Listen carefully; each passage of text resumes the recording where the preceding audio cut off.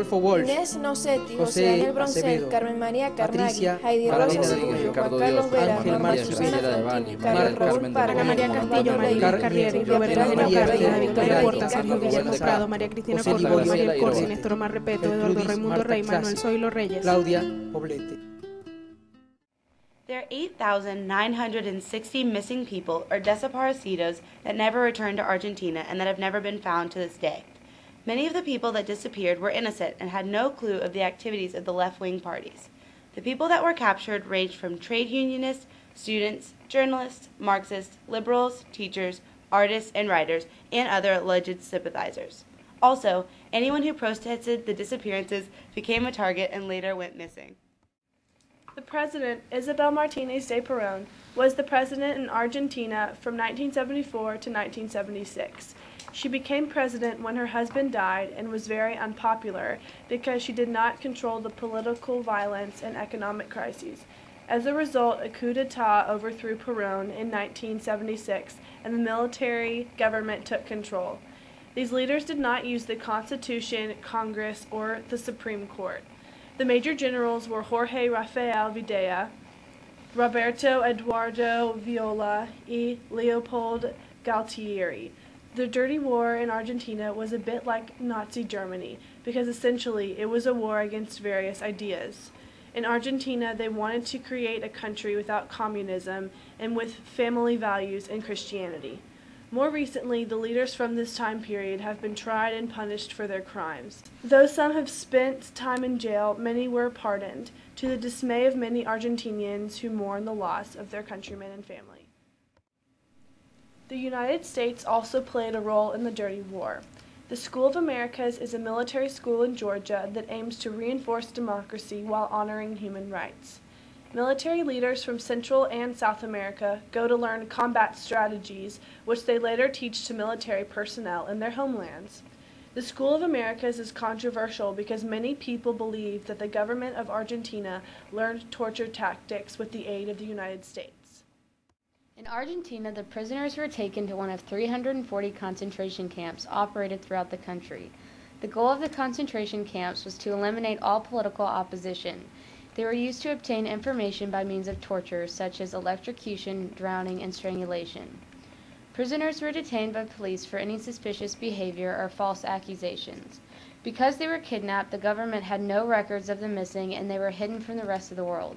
It was as if they had never existed, and the torture was psychological as it was physical. Pregnant women received no treatment during childbirth, and most of the children born in the camps were kidnapped and adopted by families to remain loyal to the government. The dead were thrown into the ocean or burned. Because of this, most of the bodies were never found or identified. Many groups fought valiantly and protested the actions of the military dictatorship. The Madres de la Plaza de Mayo marched every Thursday for 25 years for a total of 1,500 Thursdays, ending on January 26, 2006.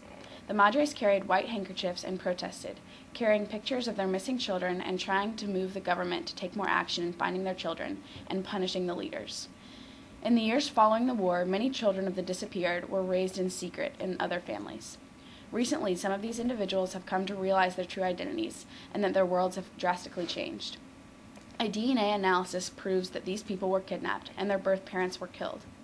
This creates a modern controversy because many of the children are faced with an identity crisis when they discover they are the child of a desaparecido.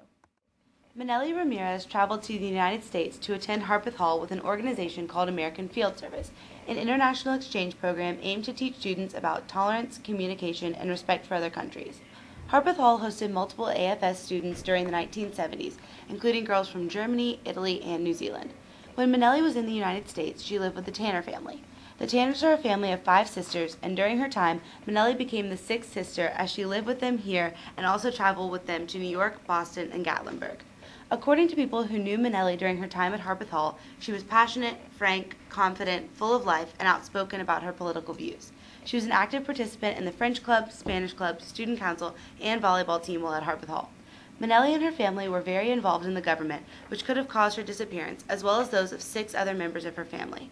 After the disappearances, Manely's mother dedicated herself to the Madres de la Plaza de Mayo, and her father founded the Permanent Assembly for Human Rights in La Plata.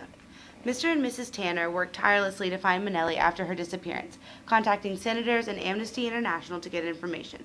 Harpeth Hall also played a role in Manely's case, as a petition circulated asking a U.S. senator if he could help in any way. Unfortunately, all the efforts were unsuccessful, and the mystery of Manely and her husband remains to this day. La Guerra Sucia is not taught in American schools, even though thousands of people went missing and never returned. After learning about this period of Argentinian history and the story of Manely Ramirez, we decided that people needed to know more about this horrific period. It shocked us as a class that something this terrible could occur and that we could be so unaware of it. This excerpt of a letter from Manely to the Tanner family reveals her conviction that she died for a cause worth fighting for. We hope that you too will be intrigued by this story and that you will seek to understand more about the world around you through looking back at history. George Santayana once said, "Those who cannot remember the past are condemned to repeat it."